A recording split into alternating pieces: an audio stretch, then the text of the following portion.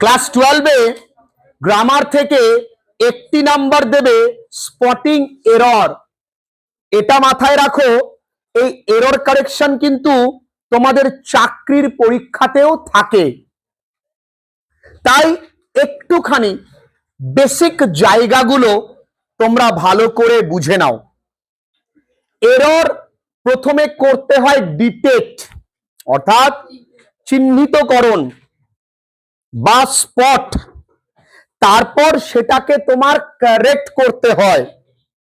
চাকরির পরীক্ষার ক্ষেত্রে শুধু কোন পার্টে এরর আছে সেটা ডিটেক্ট করতে হয় এবং সেই অপশনে গোল করতে হয়। তো তোমাদের ডিটেক্ট অ্যান্ড কারেক্ট এই দুটোই করতে হবে, একটু কষ্টসাধ্য, কিন্তু আমি যা করাবো এর বাইরে দেবার কোনো চান্স নেই, খুব ডিটেইলে করাবো। আচ্ছা, এরর কারেকশন কোন কোন সেক্টরে হয়? একটা বাক্য, একটা সেন্টেন্সের মধ্যে তো আমাদের এররটাকে ডিটেক্ট করতে হয়। তাহলে এরর কারেকশনের জন্য আর্টিকেল প্রেপোজিশনাল এরর হয়, আর্টিকেল অ্যান্ড প্রেপোজিশনাল এরর হয়। মূলত প্রেপোজিশনাল এররটাই বেশি থাকে। নাম্বার 2 কি থাকে? টেন্সগত এরর থাকে। নাম্বার 3 সিনটেক্সগত এরর থাকে। এই 3 ধরনের এররের ওপরেই আমরা কাজ করব। তাহলে যেমন আমি এক্সাম্পল দিয়ে বোঝাই একটুখানি। ধরো তোমরা জানো she is blind, she is blind in her daughters, তার মেয়ের ভুলে সে অন্ধ। এবার ব্যাপারটা হলো একজন ব্যক্তি ফিজিক্যালি অন্ধ, ভালো করে বোঝো বাঙালি, টুকো না খালি, টোকায় আর ফোকায় শেষ বলে দিলাম। একজন চোখে অন্ধ, আরেকজন কারো দোষের প্রতি অন্ধ। তুমি কোনো ভুল করলে তোমার মা কি বলবে? আমার শোনা এরাম করতেই পারে না। তাহলে আমার কি? দোষের প্রতি অন্ধ। তাই এইগুলোকে আমরা বলি অ্যাপ্রোপ্রিয়েট প্রেপোজিশন। এগুলো কিছু মুখস্থ করতে হয়। যেমন akin, A K I N, akin, akin মানে সম্পৃক্ত, মানে আত্মীয়। এটা তুলে দিলে শুধু কিন, কিন মানে আত্মীয় পরিজন। মিলি ইজ অ্যাকিন টু মি, মিলি আমার আত্মীয়। ক্লিয়ার? তাহলে অ্যাকিনের পরে কি হয়? টু হয়। এইগুলো, এই প্রেপোজিশন মুখস্থ রাখতে হয়। আছে প্রায় কয়েক হাজার, আমি মাত্র 32 থেকে 33টা করাবো, তোমাদের লেভেল পর্যন্ত যথেষ্ট। তোমাদের কি পরের লেভেলে, হায়ার লেভেলেও যথেষ্ট। তাহলে এখানে ব্লাইন্ড ইন মানে ফিজিক্যালি অন্ধ, কিন্তু দোষের প্রতি অন্ধ হলে, দেখো আমি বাংলাটা কি বললাম? দোষের প্রতি, তখন কি হবে? To, blind to. তাহলে তোমাকে এটা স্পট করতে হলো এবং ঠিক করতে হলো। ক্লিয়ার করতে পেরেছি? তাহলে এটা প্রেপোজিশনাল এরর, টেন্সগত error. They are living here since 1947। এখানে একটা বাক্যে ভুল আছে। টেন্সগত, তারা বাস করছে এখানে 1947 সাল থেকে। তাহলে এসআইআর এর নাম বাদ যাবে না, ঠিকই যাবে। তাহলে তারা বাস করছে, কোন টেন্স? সিন্স বা ফর থাকলে, সময় ধরে কোনো কাজ হলে প্রেজেন্ট পারফেক্ট কন্টিনিউয়াস টেন্স হয়। তাহলে এখানে আর এ ভুল আছে, ডিটেক্ট করলাম। তাহলে এখানে কি হবে? They have been living. তাহলে আমাকে টেন্সটা আরো একবার একটু বুঝতে হবে। ক্লিয়ার? এবার আমি আসি সিনটেক্স দিয়ে। The poor, the poor is always good, গরিবেরা সব সময় ভালো। এই বাক্যে ভুল কোথায়? দেখো, এই পুয়ার একটা অ্যাডজেক্টিভ, তাই না? আমি প্রত্যেকটা জায়গার ডিটেলে বলবো। তাহলে দি পুয়ার কোনোদিন ইজ হয় না, কারণ অ্যাডজেক্টিভের আগে যদি দি বসে তাহলে সেটা বহু বচন হয়ে যায়, অর্থাৎ হবে উত্তরটা কি? Are. The poor are always good, the rich are always bad, এরকম বলা যায় না। যদিও ক্লিয়ার করতে পেরেছি। তাহলে এটা তোমার প্রেপোজিশনাল এরর, এটা তোমার টেন্স রিলেটেড এরর, এটা তোমার সিনট্যাক্স রিলেটেড এরর। তাহলে আমরা আজকে ভালো করে প্রেপোজিশনটা বুঝে নিই। তাহলে এই তিনটে জায়গা থেকে তোমাদের এররটাকে চিনতে হবে। তাহলে আমরা চলে যাই, আজকে আমরা প্রেপোজিশনাল এররটা ভালো করে শিখবো, হাতে কলমে কষবো, দেখবো। আচ্ছা, তোমরা প্রত্যেকেই জানো যে অন মানেও ওপরে, ওভার মানেও ওপরে, আনন্দ করতে করতে, অ্যাবাভ মানেও ওপরে, আর অন টু মানেও ওপরে, সবই মানে ওপরে। তাহলে আমি কি করে বোঝাবো? আচ্ছা চলো আমি আমার চিত্র কুশলতায় ফুটিয়ে তুলি। ধরো একটি গাছ, আহা হা, গাছটা সুন্দর হয়েছে কিন্তু। এখানে দাঁড়িয়ে আছে আমাদের নয়ন, ক্লিয়ার আছে, দারুণ। এই নয়ন দাঁড়িয়ে আছে গাছের ওপরে, সরি। আচ্ছা, একটা পাখি এখান দিয়ে যাচ্ছে, পাখিটা নয়নের মাথায় এসে বসলো। তাহলে পাখিটা এখন কোথায় আছে? নয়নের মাথার ওপরে ছুঁয়ে আছে। তাহলে কি হবে? তাহলে ওপরে থাকবে কিন্তু উপরে থাকবে কিন্তু ছুঁয়ে থাকবে, ছুঁয়ে, ক্লিয়ার? তাহলে কি হলো? পাখি কিন্তু নয়নের মাথায় এখন রয়েছে, তাহলে অন। আচ্ছা, এই পাখিটা নয়নের মাথার ওপর দিয়ে উড়ে চলে গেল, তাহলে ওপরে চলে গেল, অনেক ওপর দিয়ে মুভ করে গেল, শ্যাক করে। তাহলে যদি ওপর দিয়ে মুভ করে, কি করে? মুভ। মামা এদিক টাকা, পরে গলা চুলকোস, এদিক টাকা। ওপর দিয়ে কি করে মামা? মুভ করে। বলছে ভলিনি করে, বললাম মুভ। আচ্ছা, তাহলে কি হবে? ওভার।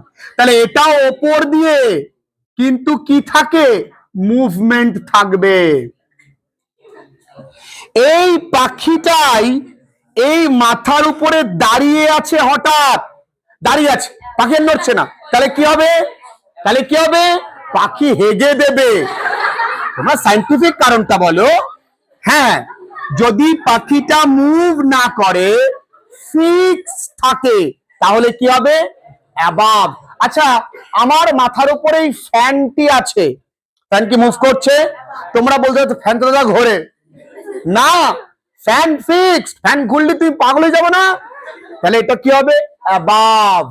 তাহলে ওপরে, ওপরে কিন্তু কি বন্ধুরা? ফিক্স, তখন কি হবে? অ্যাবাভ। ক্লিয়ার? এইবার ধরো এই পাখিটা এইখানে ছিল, নয়নের এই যে পাখিটা ধরো এখানে ছিল, এইবার ধরো এই পাখিটা যদি ওপরে উঠে যায় লাফ দিয়ে, নয়নের পাখির ওপরে লাফ দিয়ে উঠলো, তাহলে নিচ থেকে ওপরে উঠলো, তখন কি হবে? অন্ত। ওরে হতচ্ছাড়া, গ্রামারে কনসেন্ট্রেট কর, তোরা পাখিতে কনসেন্ট্রেট করছিস। তাহলে নিচ থেকে তখন কি হবে? On two. ব্যাপারটা ক্লিয়ার হয়েছে? তাহলে আমি পাখি দিয়ে বোঝাতে সমর্থ। আচ্ছা, বলে হেসেনি। তাহলে নিচ থেকে ওপরে কি হচ্ছে? On to. ঠিক আছে? এবার এই নয়ন দেখো গাছের কিন্তু নিচে আছে, গাছের নিচে কিন্তু কোনো কিছুর ওপরে, ও তো ভাসতে পারবে না। তাহলে গাছের নিচে মাটির ওপরে, তখন হবে আন্ডার। তখন কি হবে? নিচে, আন্ডার মানে নিচে, কিন্তু কিছুর ওপরে, কিছুর ওপরে, তখন কি হবে? আন্ডার। তাহলে আমি ওপর নিচে দিয়ে সব বুঝাতে পেরেছি। এইবার আসো, এবার অন আরো দু তিন জায়গায় বসে মিলি, মনে আছে তো? এক হলো তারিখ, তারিখ পে তারিখ, প্রিয়াঙ্কা কই? তারিখ পে তারিখ, তারিখের আগে কি হয়? অন হয়। আর কি? বার, বার মানে ডে, তারিখ মানে ডেট। যদি বলি শি উইল, সে আসবে, একই ব্যাপার। কাম ড্যাশ মানডে, কি হবে মানিক? On Monday. 12th জানুয়ারি কি হবে? On 12th January. Over, over আর কখন হয়? পরিমাণের থেকে বেশি। কি বললাম? পরিমাণের থেকে বেশি। সুন্দর করে খাতা তৈরি করবে। কেমন? দেখো, দেয়ার আর over 2000 স্টুডেন্টস। তাহলে 2000-এর বেশি স্টুডেন্ট আছে আমাদের স্কুলে। ক্লিয়ার কথাটি? তাহলে পরিমাণের তুলনায় বেশি। তাহলে গেল।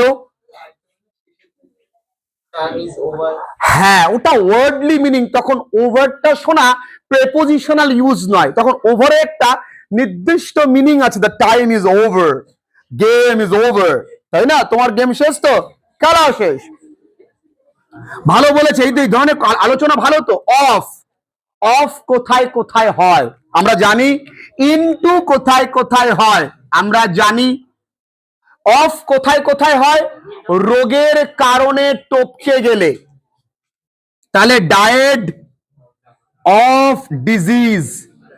যেমন রোগের কারণে মৃত্যু। আর একটা খুব সুন্দর সুরজিৎ বলল, তৈরি, উপকরণ, কি দিয়ে তৈরি।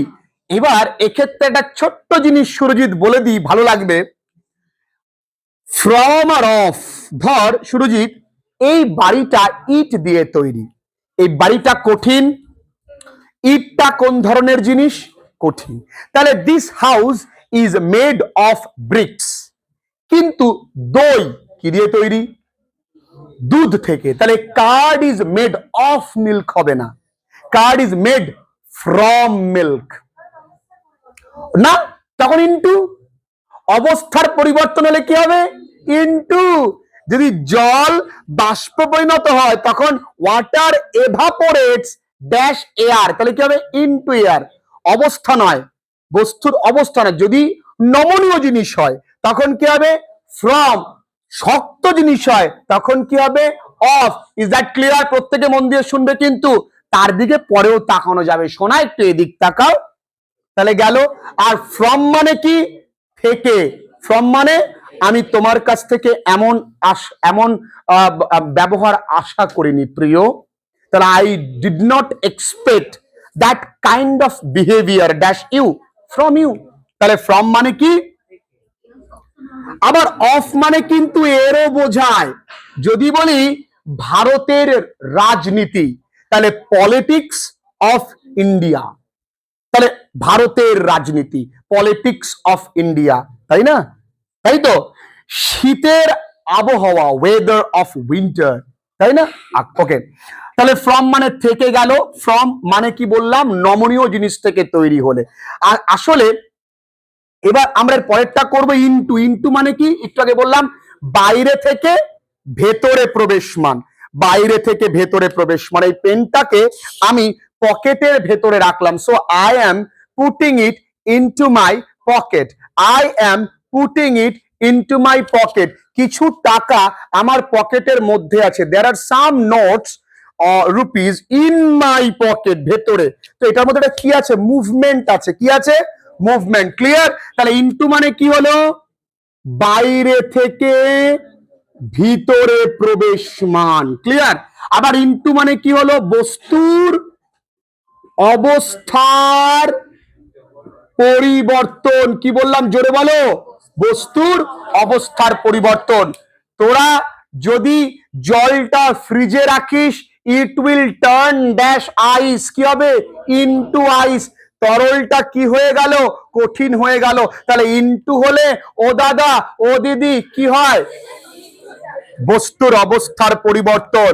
এবার আমরা চলে আসবে ফর অথবা সিন্স। তোমরা অনেক সময় ফর তাকে বলে থাকো, তাই না? আমি তোমারই জন্য বেঁচে আছি, I am living dash only for you. ওফ বাবা, তাহলে ফর মানে কি? জন্য। আর সিন্স তাছাড়াও এই ফর মানে কিন্তু ধরে হয়। ফর মানে কি? ধরে। আমি 10 দিন ধরে তোমাদের অঙ্ক বোঝাচ্ছি। I have been teaching you mathematics for 10 days। আমি 10 তারিখ থেকে তোমাদের অঙ্ক বোঝাচ্ছি, তখন কি হবে? সিন্স। তাহলে থেকে বললে সিন্স, ধরে বললে ফর। ক্লিয়ার? এবার আসো, যদি না বোঝো তাহলে আমায় আবার জিজ্ঞাসা করবে। তাহলে গেল ফর, গেল সিন্স, গেল ইন। ইন মানে তোমরা জানো, ভিতরে একটু আগে বললাম। তাছাড়া ইন মানে কিন্তু সাল অথবা মান্থ, মাসের ক্ষেত্রেও কিন্তু ইন বসে। আবার বড় জায়গা বা বড় স্থানেও কিন্তু ইন বসে। আর অ্যাট কি? সময়। তোমরা জানো 10 o'clock কি হবে? এটা অ্যাট। আর একটা ছোট্ট জিনিস বলে দিই, যদি বলা হয় ইট ইজ, তোমরা জানো অনেকে 10 o'clock ড্যাশ মাই ওয়াচ, তাহলে না শোনা বাই মাই ওয়াচ। কেন? ঘড়ি দ্বারা সময়টা বলছি, আমি মোবাইল দ্বারাও বলতে পারতাম। আমার এই বাই মানে অনুযায়ী, আমার ঘড়ি অনুযায়ী 10টা বাজে, তোমার ঘড়িতে 10ও হতে পারে। তাই আমার ঘড়িতে কি হলো? বাই। মনে রাখবে, ঘড়ি দ্বারা কোনো সময় বললে কি হচ্ছে? জোরে বলি বাঙালি, আবার বলি, জোরসে বলি, জয় মাতা দি। ও মা, তা তো ভাই বলে। ওকে, তাহলে ক্লিয়ার? তাহলে সময় হলে কি? অ্যাট। ছোট্ট জায়গার আগে কি হয়? অ্যাট হয়। তাহলে ছোট জায়গা কি? হ্যালো, কোথায় আছিস? এই তো বাস স্ট্যান্ডে, I am waiting for you that's the bus stand, at the bus stand, তাই না? এই কোথায় আছিস? কলেজে, I am that's the college, in the college. At the college নয়, তুমি কলেজে গিয়ে তাকে খুঁজে পাবে? পাবে না। তার মানে বড় জায়গার অর্থ হলো অনির্দিষ্ট জায়গা, আর ছোট জায়গা মানে নির্দিষ্ট জায়গা। ভালো করে বুঝবে। এবার অনেক সময় বলি অ্যাট মর্নিং, আবার ইন দা মর্নিং। তার মানে মর্নিং হোক, নাইট হোক, আফটারনুন হোক, এর আগে যদি দি থাকে তাহলে বসবে ইন, যদি দি না থাকে তাহলে বসবে অ্যাট। তাহলে at morning, at night, at evening, in the morning, in the night, in the evening. Clear? আমি যতটুকু বলবো ততটুকুই খেয়াল রাখো, এরাও related to article and prepositions, ভুল হবে না। দেখো এখানে আছে অ্যাবাউট। অ্যাবাউট কোথায় কোথায় বসে আমরা একটু জানি। আমরা প্রত্যেকেই জানি অ্যাবাউট বসে কোথায়। অ্যাবাউট মানে বিষয়ে, ব্যাপারে বা সম্বন্ধে। অ্যাবাউট মানে প্রায়। অ্যাবাউট মানে কি? যদি বলি it is dash 10 KG way, এই ওয়ে মানে ওজন, তাহলে it is about 10 kilogram way. Clear? তাহলে অ্যাবাউট মানে গেল বিষয়। যদি বলি আমি কিন্তু তৃষার বিষয়ে অনেক কিছু জানি, I know a lot dash Trisha, তাহলে I know a lot about Trisha. Clear? আর write a paragraph dash Rabindranath Tagore, about Rabindranath Tagore. Okay. আর বিটুইন আর অ্যামাং, এই দুটোর মধ্যে একটা তোমরা জানো যে বিটুইন মানে যখন আমি উচ্চারণ করছি তখনই কি আসছে মিতালি? দুজন আসছে। কি আসছে মিতালি? দুজন। তাহলে দুজনের মধ্যে যদি কোনো কাজ হয়, আমরা মেলায় গেলাম, আমি মিতালি এবং পূর্ণিমার মধ্যে, মিতালি দিদির মধ্যে একটা তোমার একটা বিস্কুট দিলাম, যে তোরা দুজন মিলে খাস বিস্কুটের প্যাকেট, বলে হয় নাকি? তোর চেহারা দেখে কথা বলো, তা দিলাম তবুও। তাহলে I have given a packet of biscuit between Mitali and কে? পূর্ণিমা। তাহলে দুজনের মধ্যে এই দুজনের মধ্যে একটা দ্বন্দ্ব আছে, that is a clash between these two. দুয়ের বেশি হয় তখন কি হবে? তাহলে দুয়ের বেশি হলে কি হয় আমরা জানি, অ্যামাং হয়। ক্লিয়ার? বিসাইড, বিসাইড মানেও পাশে, বাই মানেও পাশে। তাহলে দুটো পাশের মধ্যে তফাৎ আছে। ও মা এদিক তাকাও মাগো। ইয়েস, বিসাইড মানে কি বললাম? পাশে। তুমি ওর পাশে বসে বকবক করছো, তো you are chattering, sitting dash her, beside her, তাহলে তার পাশে, একদম পাশে। এবার ধরো তোমার বাড়ি গঙ্গা নদীর পাশে, একদম ধরি না পাশে, একটু দূরে, তখন by. Howrah is situated dash the river Hooghly, তাহলে কি বাই দ্য রিভার হুগলি, একদম পাশে তো নয়, তাহলে বাই মানে একটু দূরে। আচ্ছা, আরো একটা আছে অ্যাক্রস। এই অ্যাক্রসটা কখন হয়? পার করে। আবার কই, ও আর কি আছে? অ্যাক্রসের পর আর একটা আছে অ্যালাং। অ্যালাং মানে কি বললাম? বরাবর। কি? বরাবর। আচ্ছা, বাংলা বানান এক্সকিউজ করবে। তাহলে বিসাইড মানে কি বললাম? পাশে। বাই মানে কি বললাম? পাশে কিন্তু দূরে, তাই তো? আচ্ছা, আবার এই বিসাইডের পরে যদি তুমি একটা এরকম লেখো বিসাইডস, তখন এর মানে হবে পাশাপাশি বা সত্ত্বেও। যেমন ভালো গায়িকা হওয়া পাশাপাশি মিলি কিন্তু ভালো নৃত্যশিল্পী। তাহলে besides being a great singer, Mili dances well. তাহলে বিসাইডস, ওকে। আবার এই বাই মানে হয় দ্বারা। এই ঘরটা তোমরা পরিষ্কার করলে, this room is cleaned dash you, by you. এই ঘরটা তোমরা ঝেঁটা দিয়ে পরিষ্কার করলে, তখন কিন্তু উইথ আ ব্রুম। তাহলে কি হবে? ব্যক্তি দ্বারা কোনো কাজ হলে বাই, বস্তু দ্বারা কোনো কাজ হলে উইথ। তাছাড়া উইথ মানে তোমরা জানো সাথে, আমি তোমার সাথে থাকবো, I will live with you.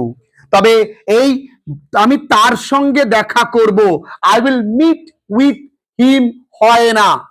তুমি যদি কারো সঙ্গে দেখা করো, অর্থাৎ মিট ভার্বের পরে, এটা কিন্তু এরর কারেকশনে প্রচুর দেয়, মিট ভার্বের পরে কিন্তু উইথ প্রেপোজিশনস হয় না। কিন্তু কিন্তু কিন্তু যদি তোমার সঙ্গে অ্যাক্সিডেন্টের দেখা হয়, অর্থাৎ yesterday one of my friends met dash an accident, তখন কিন্তু উইথ অ্যান অ্যাক্সিডেন্ট হবে। ভালো করে বোঝো, এই জায়গাটা এরর কারেকশন দেয়। আমি পড়াতে পড়াতে কোথা থেকে দেওয়ার চান্স আছে আমি কিন্তু বলে দিই। তাহলে যদি বললাম he met with an accident, with an accident, তবে কিন্তু ঠিক আছে। তুমি কারো সঙ্গে দেখা করেছো, তখন কিন্তু উইথ হবে না। যদি বললাম যে গতকালকে আমি তোমার সঙ্গে দেখা করেছি, yesterday I met you, not met with you. Clear? বুঝতে পারলাম? আচ্ছা, বিহাইন্ড মানে কি? যেখান দিয়ে আমরা মানুষকে বাঁশ দিই, অর্থাৎ পেছনে। ক্লিয়ার? থ্রু মানে কি?